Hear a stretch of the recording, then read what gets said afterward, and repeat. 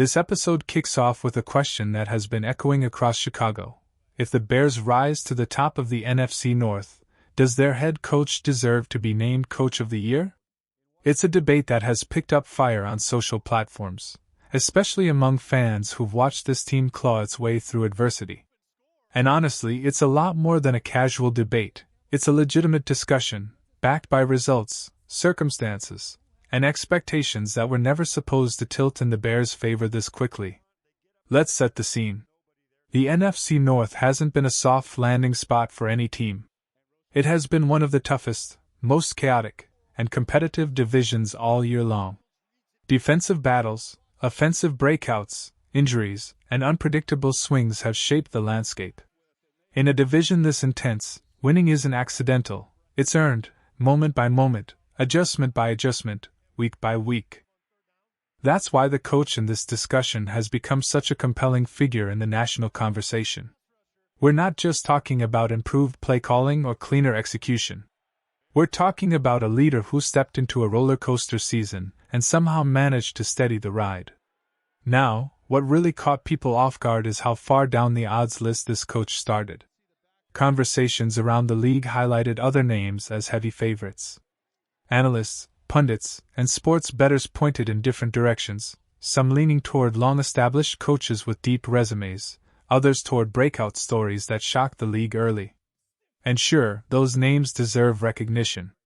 They've done their part, no question. But here's the thing. When your team overcomes injuries, rattles off wins against strong competition, survives slugfest games, and starts shaping an identity that resonates with the entire fanbase, that's not accidental success. That's coaching. If the Bears somehow navigate the final stretch of the season and bring home the NFC North title, you're not just looking at a team that overachieved. You're looking at one of the best coaching jobs of the year, period.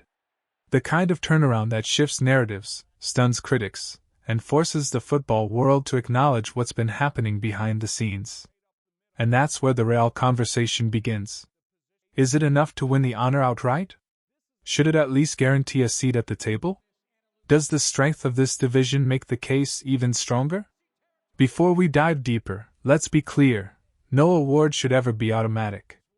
But if a coach takes a team worn down by injuries, pressure, and expectations, and then turns them into an 11 or 12-win powerhouse, that deserves real consideration. The kind that can't be ignored. The kind that can't be dismissed. The kind that has to be discussed honestly. So, let's break down what this season truly represents and why this argument carries more weight than people initially thought. When you evaluate a Coach of the Year candidate, you aren't just counting wins. You're measuring the journey. You're assessing the obstacles. You're looking at the story behind the record, because that's where greatness usually hides. And this season, Chicago's story is built on resilience. Injuries hit at key positions. Rotations changed weekly. Game plans had to be rewritten on the fly. Yet somehow, through all the chaos, the team held together. That's where coaching becomes more than strategy. It's leadership, culture, and adaptability. Let's talk results. A team that many believed would need another season or two to find its footing suddenly looks like a legitimate contender. They've shown flashes of dominance, moments of grit, and a seriousness that feels new. The offense found rhythm. The defense developed attitude. The locker room started believing. And the fans, well, the fans finally saw hope turn into action. Every time the Bears pulled off a tough win, the Coach of the Year conversation grew louder. Not because of hype, but because of substance. You don't win big games in a brutal division without elite preparation. You don't weather injuries without building depth. You don't win close games without discipline and poise. These are coaching fingerprints, and they're all over this season. If Chicago reaches 11 wins, the coach belongs in the conversation. If they reach 12, he moves near the top. If they win the NFC North, you simply can't leave him out. Now, right in the middle of all this momentum, let me speak directly to the viewers, because if you're listening right now, you're already part of this journey. If you love breakdowns like this, deep dives, and passionate NFL talk, make sure you're subscribed and locked in. Hit that notification bell so you never miss future uploads.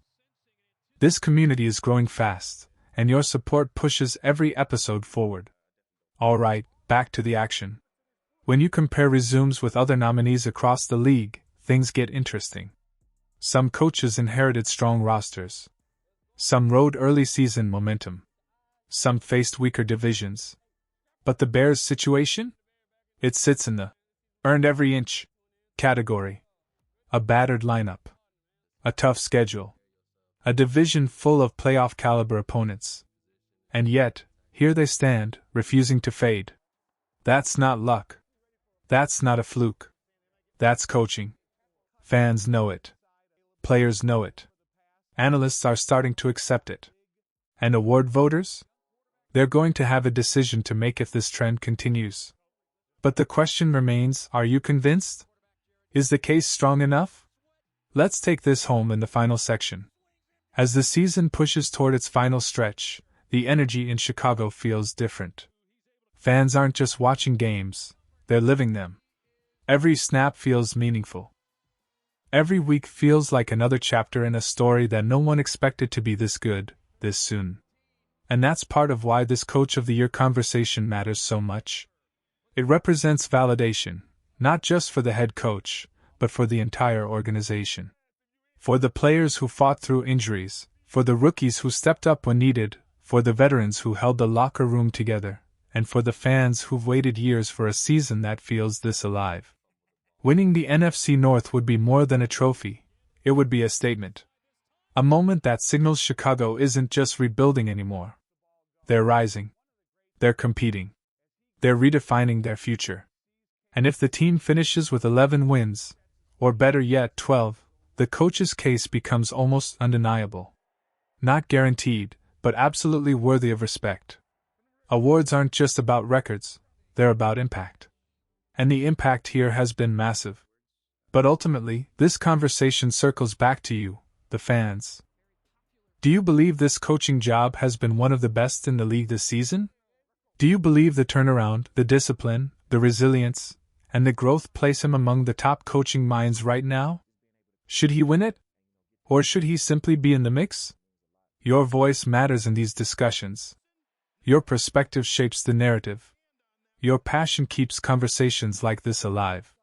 So let's put it plainly, if the Bears close the season strong, if they continue to outperform expectations, if they walk into January wearing the NFC North crown, then yes, this coaching job deserves serious, national recognition. Not blind hype. Not emotional reactions. Just fair acknowledgement of a job done at an elite level. So, what do you think? Should he take home the award? Should he be the frontrunner if Chicago finishes the mission? Drop your thoughts, share your arguments, and let's continue this conversation, because the season isn't just unfolding on the field. It's unfolding right here, with you, with all of us, riding the highs and lows together. The story isn't over. The debate is just heating up.